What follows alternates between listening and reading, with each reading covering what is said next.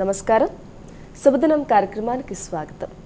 మేషరాశి నుంచి మీనరాశి వరకు ద్వాదశ రాశుల వారందరి ఫలితాలు నేడు ఏ విధంగా ఉన్నాయి, మరి ఈ రోజు ముఖ్యంగా ద్వాదశ రాశుల వారందరూ తీసుకోవాల్సిన జాగ్రత్తలు, పాటించాల్సిన పరిహారాలతో పాటు నేటి పంచాంగ వివరాలు, నేటి వైశిష్ట్యం ఇత్యాది అంశాలన్నీ కూడా పూర్తిగా తెలియజేసేందుకు మనతో పాటు ఉన్నారు విశ్వవిద్యాలయ అగ్రశ్రేణి, తొలి మహిళ జ్యోతిష్య వాస్తుశాస్త్ర పట్టభద్ర, పంచాంగకర్త, జ్యోతిష్య మహోపాధ్యాయ, అలాగే జ్యోతిష శాస్త్రంలో పిహెచ్డి గోల్డ్ మెడలిస్ట్ అయినటువంటి డాక్టర్ ఈర్పుగంటి పద్మజారాణి గారు. వారితో మాట్లాడదాం. నేటి రాశి ఫలితాల గురించి అడిగి తెలుసుకుందాం. నేటి పంచాంగం.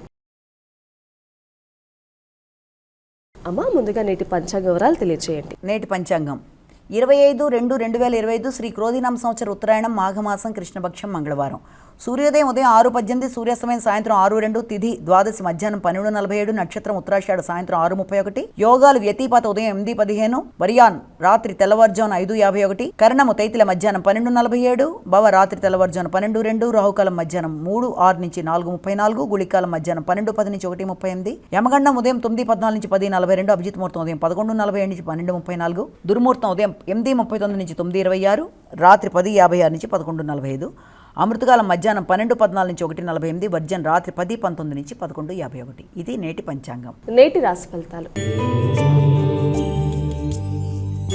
మేషరాశి.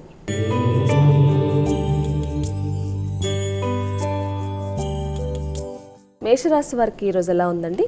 మేషరాశి అశ్విని భరణి కృత్తిక 1వ పాదం. మేషరాశి వారికి వృత్తిపరమైన శ్రమ అధికంగా ఉంటుంది.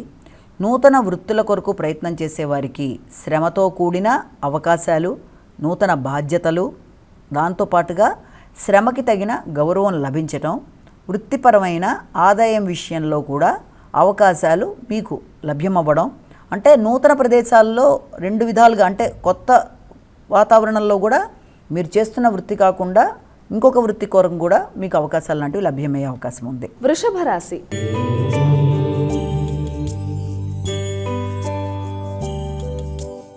అమ్మ, మరి వృషభ రాశి వారికి ఈరోజు ఎలా ఉంది? వృషభ రాశి వాళ్ళ విషయం తీసుకున్నట్లయితే కృత్తిక, రోహిణి, మృగశిర. వృషభ రాశి వాళ్ళకి దూర ప్రయాణాలకి అవకాశం అనేది ఉంది.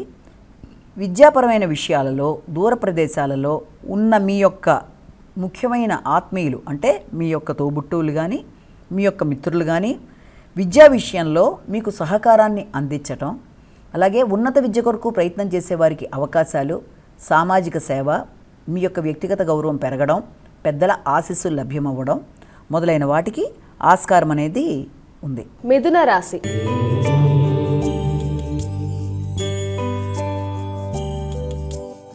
మిథున రాశి వారి ఫలితాలు ఎలా ఉన్నాయండి ఈరోజు? మిథున రాశి వాళ్ళ విషయం తీసుకున్నట్లయితే మిథున రాశి వాళ్ళకి ముఖ్యంగా మృగశిర, ఆరుద్ర, పునర్వసు.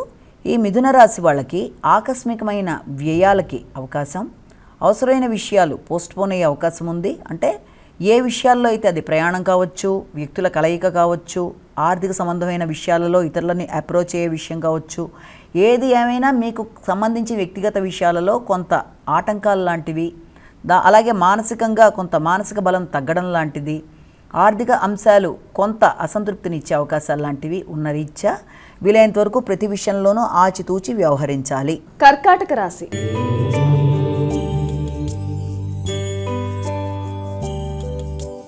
అమ్మ, కర్కాటక రాశి వారి ఫలితాలు ఎలా ఉన్నాయి? కర్కాటక రాశిలో వచ్చిన నక్షత్రాలు పునరసు, పుష్యమి, ఆశ్లేష.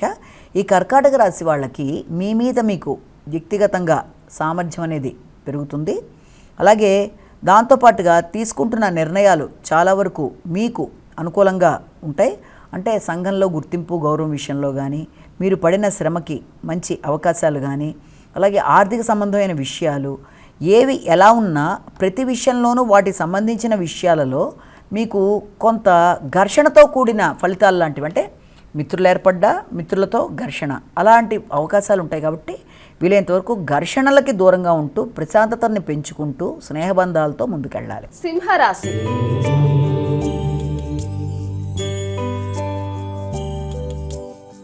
సింహరాశి వారికి ఎలా ఉందండి ఈరోజు? సింహరాశి ఉత్తర, హస్త, చిత్త. సింహరాశి వాళ్ళకి ముఖ్యమైన విషయాలలో, అంటే శత్రు, రోగ, రుణాలకి సంబంధించిన విషయాలలో ఖర్చులు అనేవి అధికంగా ఉంటాయి. అలాగే పెట్టుబడుల కొరకు కూడా ఎక్కువ ప్రయత్నాలు చేస్తారు. అంతేకాకుండా తల్లిదండ్రుల సహకారంతో ముఖ్యంగా వ్యవసాయ భూములు కొనుగోలు కొరకు కానీ వాహనాలు మొదలైన వాటి మీద దృష్టి సారించటం కానీ మొదలైన వాటికి అవకాశం అనేది ఉంది. కన్యా రాశి.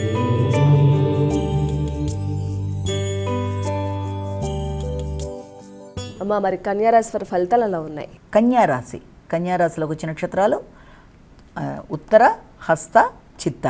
ఈ కన్యా రాశి వాళ్ళకి ముఖ్యమైన విషయాలలో అంటే వీలైనంత వరకు మీ ఆలోచనలు, మీ స్నేహాలకు సంబంధించిన విషయాలు కానీ, ముఖ్యమైన వ్యక్తుల్ని కలవడంలో కానీ, విందు వినోదాలు మొదలైన విషయాలు కానీ ఇవన్నీ చాలా వరకు మీకు అనుకూలంగా ఉంటాయి. ముఖ్యంగా మీ యొక్క స్నేహితులతో కలిపి మీరు ఏదైనా కొన్ని నిర్ణయాలు తీసుకునే విషయంలో, కుటుంబంలో ఏదన్నా చక్కటి కార్యక్రమాలు చేయడానికి కానీ, ఆర్థికపరమైన విషయాల్లో నిర్ణయాలు, అలా కుటుంబ సభ్యుల యొక్క అభివృద్ధి కొరకు మీరు చేసే కార్యక్రమాలు అంటే ముఖ్యంగా వారి యొక్క వివాహ రీత్యా కానీ, వారి యొక్క విద్యారీత్యా కానీ మీరు ఎదురు చూస్తున్న వర్తమానాలని అందుకునే అవకాశాలు ఉన్నాయి. తులారాశి.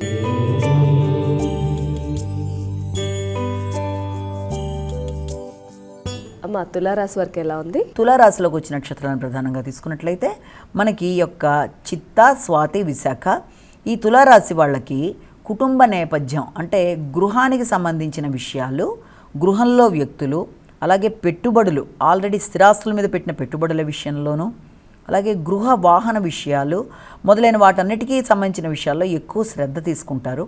వృత్తికి సంబంధించిన విషయాలు అంటే మీ దగ్గర ఎవరన్నా వృత్తిలో ఉన్నా, లేకపోతే మీకు వృత్తికి సంబంధించి మీరు తీసుకునే కీలక నిర్ణయాల్లో కుటుంబ సభ్యుల యొక్క ఆలోచనలను కూడా కలిపి అందులో మీరు అమలు చేయడానికి ప్రయత్నం అనేది గట్టిగా చేస్తారు. దానికి సంబంధించిన విషయాల్లో ఆకస్మికమైన ఖర్చులు శక్తికి మించి పెట్టి అంటే ఏదైనా రిపేర్ల విషయంలో కానీ ఆకస్మికంగా దానికి సంబంధించి ఖర్చులు పెట్టవలసిన అవసరాలు లాంటివి ఏర్పడతాయి. గృహానికి సంబంధించి కానీ, ఆఫీస్కి రిలేటెడ్ ఫర్నిచర్కి కానీ. వృశ్చిక రాశి.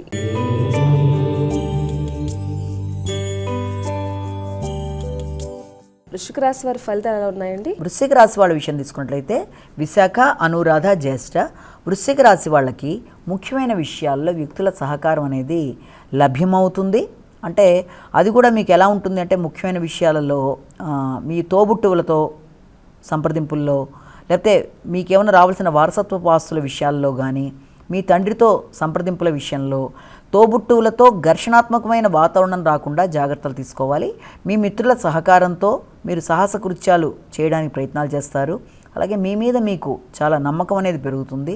కాన్ఫిడెంట్గా తీసుకునే నిర్ణయాలతో మీరు చాలా వరకు ముందుకెళ్ళడానికి చేసే ప్రయత్నాలతో సంకల్ప బలం అనేది నెరవేర్చుకుంటారు. ధనస్సు రాశి.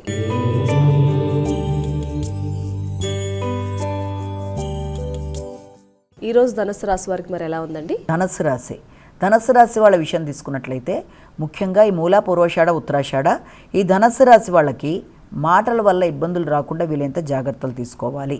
అంటే ముఖ్యంగా మీ యొక్క అవతల వారికి అది స్వార్థపూరితంగా కనిపించే అవకాశం ఉన్న రీత్యా మీ ఆలోచనలు, ఆర్థిక సంబంధమైన విషయాలు వీలైనంత వరకు జాగ్రత్తలు తీసుకుంటూ మీరు ముందుకు వెళ్ళినట్లయితే ఇతరులతో మీకు ఇబ్బందులు అనేవి ఎదుర్కొనే అవకాశం అనేది ఉండదు. అలాగే వాగ్దానాలు నిలుపుకోవాలి. ఆర్థిక సంబంధమైన విషయాల్లో ఆకస్మికమైన ఖర్చులు అనేవి ఉండడం వల్ల, కొంత ప్రణాళికకి వ్యతిరేకంగా వెళ్ళడం వల్ల కొంత చికాకులు అనేవి ఉంటాయి. కుటుంబ సభ్యులతో ఘర్షణ అనేది ఏర్పడుతుంది. అలాంటి ఘర్షణ లేకుండా చక్కగా సంయమనం పాటించుకుంటూ ముందుకు వెళ్ళాలి. మకర రాశి.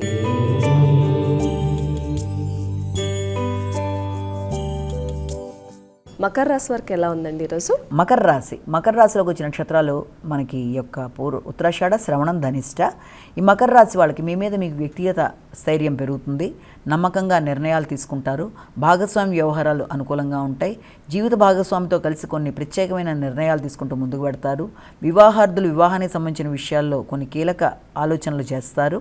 ముఖ్యమైన విషయాలు మీకు ఆకస్మికంగా అనుకోని విధంగా మీకు అవకాశాలు లాంటివి రావడం, అది వృత్తికి సంబంధించి కానీ, లేకపోతే సంఘంలో పలుకుబడికి సంబంధించిన విషయాల్లో మీకు కొన్ని నూతన అవకాశాలు లాంటివి వచ్చే అవకాశాలు కనబడుతున్నాయి.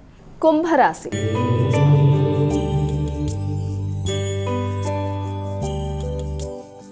అమ్మా కుంభరాశి వారికి ఎలా ఉంది ఈరోజు? కుంభరాశి అంటే మనకి ధనిష్ట, శతభిషం, పూర్వభద్ర 3 పాదాలు.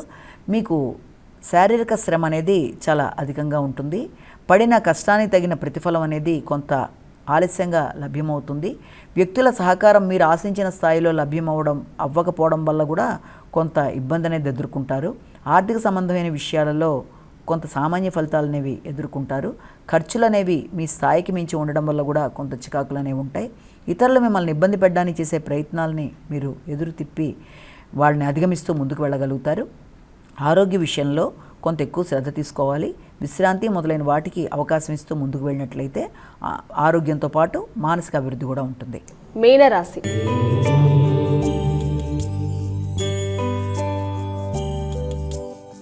చివరి రాశి అనేటువంటి మీనరాశి వారికి ఎలా ఉందండి ఈరోజు?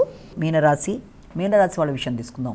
మీనరాశి వాళ్ళకి ముఖ్యంగా ఈ యొక్క పూర్వభద్ర, ఉత్తరభద్ర, రేవతి మీనరాశి వాళ్ళకి సంఘంలో పలుకుబడి, గుర్తింపు, గౌరవం, ఆశించిన పనులు నెరవేరడం, వ్యక్తుల సహకారం బాగుండడం, సంతానం మీకు అన్ని విధాల అనుకూలంగా ఉండడం, మీ ఆలోచనలు ఫలించడం, మీ యొక్క సలహా సంప్రదింపుల కోసం వ్యక్తులు మిమ్మల్ని కలవడం మొదలైన వాటికి ఆస్కారం ఉన్న రోజుగా మనం భావించవచ్చు.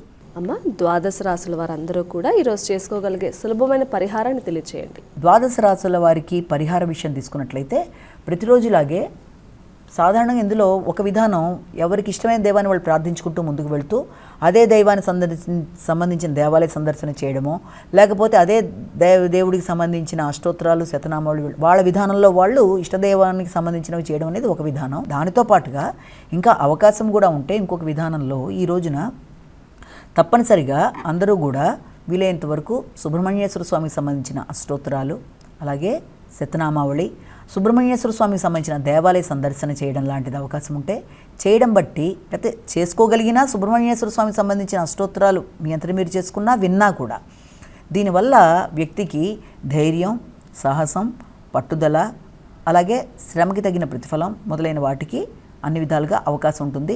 భూమికి సంబంధించిన ఇబ్బందులు పడే వాళ్ళకు కూడా దాన్ని అధిగమించడానికి అవకాశం అనేది ఉంటుంది. కాబట్టి తప్పనిసరిగా సుబ్రహ్మణ్యేశ్వర స్వామికి సంబంధించిన ఆరాధన చేయడం అనేది ఈ రోజున మనం విశేషంగా భావించవచ్చు. నేటి వైశిష్ట్యం. నేటి వైశిష్యంలో భాగంగా ఈ రోజున మనం ఒక భయం అనే విషయం గురించి మాట్లాడుకుందాం. అంటే ఫియర్ అనేది సాధారణంగా మనం చూస్తే చాలామంది వ్యక్తులకి ప్రతి విషయంలోనూ ఫియర్ అనేది ఉంటుంది. అది లోపల అంతర్లీనంగా ఉండేవాళ్ళు ఉంటారు, రకరకాల కాంప్లెక్స్లో ఉండేవాళ్ళు ఉంటారు. ఏదో విషయంలో ఫియర్ అనేది ఖచ్చితంగా ఉంటుంది. కాబట్టి అసలు ఆ ఫియర్ని వ్యక్తి ఫియర్లెస్గా ఉపయోగించుకుంటే ఎలాంటి లాభాలు ఉంటాయి, అసలు ఏం చేస్తే అతని వ్యక్తి ముందుకు వెళ్ళి జీవితంలో సక్సెస్ అనేది సాధించడానికి ఏ విధమైన మార్గాలు ఉంటాయన్న విషయంలో దానికి సంబంధించి ఒక చిన్న ఇన్స్పిరేషన్ స్టోరీని మనం ఇవాళ తెలుసుకుందాం. ఒకానొక ప్రదేశంలో ఒక మహారాజు దగ్గరికి ఒక దొంగను తీసుకొస్తారు ఒకళ్ళు. అంటే అతను చాలా పెద్ద పనిష్మెంట్ ఇవ్వదగిన పరిస్థితి, అంత పెద్ద తప్పు చేసి ఉంటాడనమాట ఆ యొక్క వ్యక్తి. అందుకని ఆ వ్యక్తిని తీసుకొచ్చి మహారాజు దగ్గరికి తీసుకొస్తారు. మహారాజు ఏమంటాడంటే ఆ వ్యక్తిని చూసి, నువ్వు చేసిన దానికి నీకు 2 విధాల శిక్షలు ఉన్నాయి, ఏ శిక్ష కావాలో నువ్వే తెలుసుకో. మొదటి విధానం ఏంటంటే అక్కడ మీకు ఒక ఉరికంబం లాంటిది ఉంటుంది, ఉరి ఒకటి. రెండోది ఏంటంటే అక్కడ చూస్తే ఇంకో వైపున పెద్ద ఒక డోరు, అంటే చాలా భయంకరంగా చూస్తేనే భయం కలిగేట్టుగా అతి పెద్ద డోరు లాంటిది ఉంటుంది. ఆ డోరులోకి వెడతావా లేకపోతే ఈ ఉరి కావాలా అన్నది నువ్వే చాయిస్ తీసుకో అంటాడు. అనగానే ఈ అబ్బాయికి ఏమనుకుంటాడంటే ఉరి అంటే ఏంటో మనకు ఎదురుగుండా కనబడుతోంది, ఇక్కడ ఈ డోర్ వెనకాల ఏముంది అన్నది మనకి తెలియటల్లా. దాని వెనకాల చూడడానికే భయంకరంగా ఆ డోర్ ఉంది, దాని వెనకాల ఏమన్నా ఒక భయంకరమైన జంతువు ఉండొచ్చు, అది మనం వెళ్ళంగానే మన మీద అటాక్ చేసి మనం చంపేయచ్చు. లేదా ఒక భయంకరమైన డివైజ్ ఇంకేదన్నా ఉండి దాంతో మనం ఏదైనా చిత్రవత చేసి చంపే విధానమైనా అక్కడ ఉండొచ్చు. లేకపోతే ఎవరికి అంతుపట్టని విధంగా ఏదో పెద్ద అగాధం ఉండి అందులో మనం పడిపోవచ్చు. అంటే ఎన్ని రకాల పాసిబిలిటీస్ ఉంటాయో దాంట్లో అటువైపు పెడితే అన్ని రకాల పాసిబిలిటీస్ని ఇతను ఊహించి అనుమానిస్తాడు. ఎందుకంటే దాని అంత పెద్ద డోర్ ఉంది, దాన్ని చూడడానికే భయంకరంగా ఉంది కాబట్టి తప్పనిసరిగా ఎన్నో రకాల పాసిబిలిటీస్ అయితే ఉంటాయి దాంట్లో గనక ఎందుకంటే ఇటు పక్కన ఊరి అనేది డైరెక్ట్గా కనబడుతుంది, చాలా భయంకరమైంది, ఇంతకంటే భయంకరం ఉంటే అవే ఉండాలి అక్కడ అన్న విధానంలో కంగారు పడి ఓ నిమిషం ఆలోచించి ఏం చేస్తాడంటే, నేను అదొద్దు, నాకు ఆ డోర్ వైపు వెళ్ళను, నేను దీనికే యాక్సెప్ట్ చేస్తున్నాను అంటాడు. అంటే అయితే సరే నీ ఇష్టం అంటాడు ఆ యొక్క మహారాజు. అన్నాక సరే మరి ఈ లోపల అతనికి ఒక కుతూహలం కూడా వస్తుంది ఈ యొక్క వ్యక్తికి. అవును సరే, నేను నాకు ఎలాగూ ఉరివేయబోతున్నారు కదా, కానీ ముందు నేను ఒక విషయం తెలుసుకోవాలి, అంత భయంకరమైన డోర్ వెనకాల ఏముండే అవకాశం ఉంటుందో తెలుసుకుందాం అనుకొని, మహారాజా దాని వెనకాల ఏముంది అని అడుగుతాడు. అంటే ఆయన ఏం మాట్లాడు, మామూలుగా నవ్వు వదిలేస్తాడు.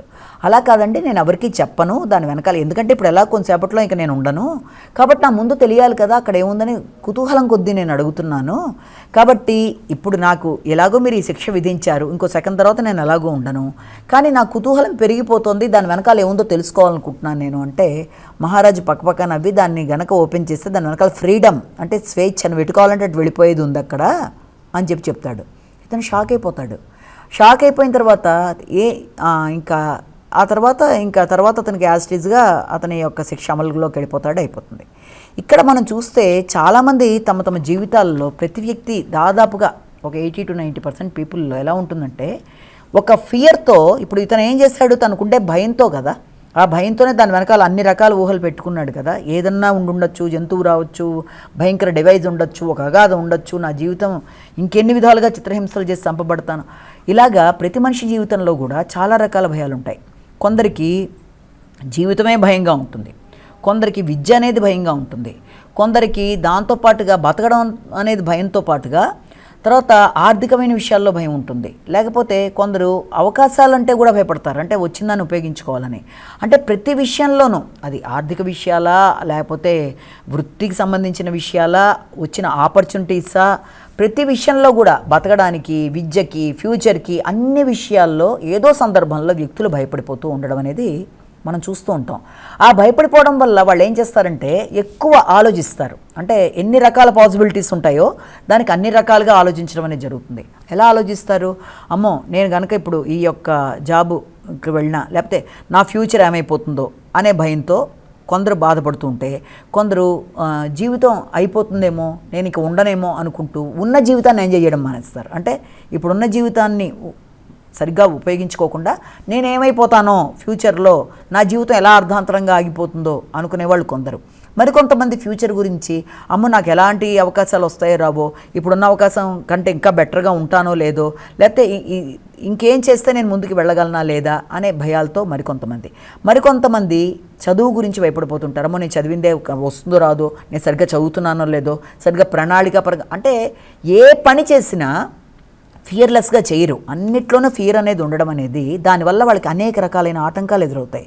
అది వృత్తిపరమైన అభివృద్ధిలో కానీ, ఆరోగ్యానికి సంబంధించిన విషయాల్లో, లేకపోతే వాళ్ళ అభివృద్ధికి సంబంధించిన విషయాల్లో, జీవితంలో బతుకుతామా లేదనుకున్న విషయాల్లో, వచ్చిన ఆఫర్స్ ఉపయోగించుకునే విషయాల్లో, అన్ని రకాలుగా భయంతోనే మొదలుపెట్టే వాళ్ళు ఉంటారు. అంటే అమ్మో ఇదేదో, దాన్ని వాళ్ళు నెగిటివ్ కోణంలోనే చూసేవాళ్ళు ఉంటారు. దానివల్ల వాళ్ళకి ఏం జరుగుతుందంటే, వచ్చిన అవకాశాలను సద్వినియోగపరచుకోలేక దాంట్లో వేర్వేరు విధానాలుగా కంగారు పడుతూ ఆ మానసిక పరిస్థితిని అలా తెచ్చేసుకోవడం బట్టి, అమ్మో ఇంత చదివాను, ఇదే వస్తుందో రాదో రేపు పొద్దున్న అలా ఆలోచనల వల్ల తన అభివృద్ధిని తానే ఆపుకోవడం అనేది జరుగుతుంది. తన ఆరోగ్య విషయంలో, అభివృద్ధి విషయంలో, విద్యకు సంబంధించిన విషయంలో, ఫ్యూచర్ విషయంలో, సెటిల్మెంట్ విషయంలో, అన్ని విషయాల్లోనూ అది చాలా ఎక్కువగా దాన్ని కంగారు పడి ప్రతిదీ ఎక్కువగా భూతద్దంలో చూసి భయపడే సంఖ్య కూడా చాలామంది ఉంటారు. అంటే అమ్మో అది ఏమైపోతుందో. ఇప్పుడు ఈ కథలో కూడా అతను ఎన్ని రకాల కోణాలు ఆలోచించి దాంట్లో చూసాడో ఇప్పుడు మనం చూసాం.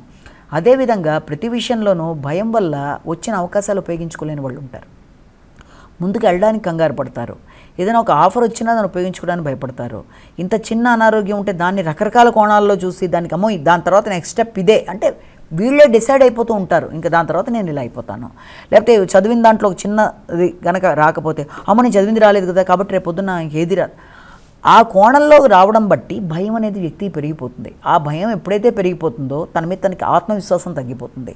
ఒక అవకాశం తీసుకొని వ్యక్తి ముందుకు కనుక వెడితే దాన్ని బట్టి ఆఫర్స్ను ఉపయోగించుకొని తన యొక్క ఫ్రీడమ్ను ఉపయోగించుకొని వచ్చిన అవకాశాలని సద్వినియోగపరచుకోవడానికి ప్రయత్నం చేయకుండా ప్రతి విషయానికి భయపడిపోతూ అది ఇంకేదైపోతుందో చివరికి అన్నట్టుగానే ఉన్నదానికంటే కూడా 10 రెట్లు ఎక్కువ నెగిటివ్గా ఆలోచించుకుంటూ ముందుకు వెళ్ళడం బట్టి ఆ భయం అనేది వ్యక్తికి ఎప్పుడు నిరంతరం వెంటాడుతూ ఉంటుంది.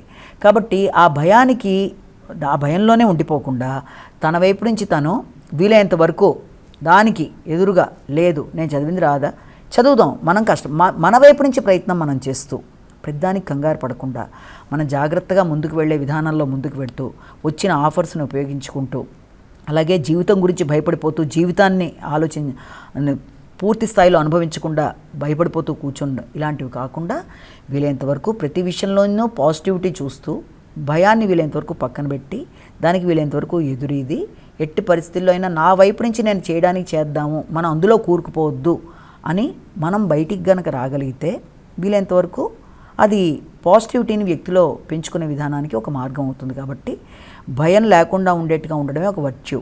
కాబట్టి వీలైనంత వరకు ఆ యొక్క విషయాన్ని వాడుకొని ధైర్యంతో ముందుకు వెడుతూ మీకు వచ్చిన అవకాశాలు, మీ ఆరోగ్యం, ప్రతి విషయాన్ని జాగ్రత్తగా ప్రణాళికాపరంగా ముందుకు వెళ్ళవలసిన పరిస్థితులు అయితే మనకున్నాయి. నమస్కారం. వీక్షించారు కదండి, ఇది ఈనాటి శుభదినం కార్యక్రమం. తిరిగి రేపటి కార్యక్రమంలో మళ్ళీ కలుసుకుందాం. అంతవరకు సెలవు. నమస్కారం.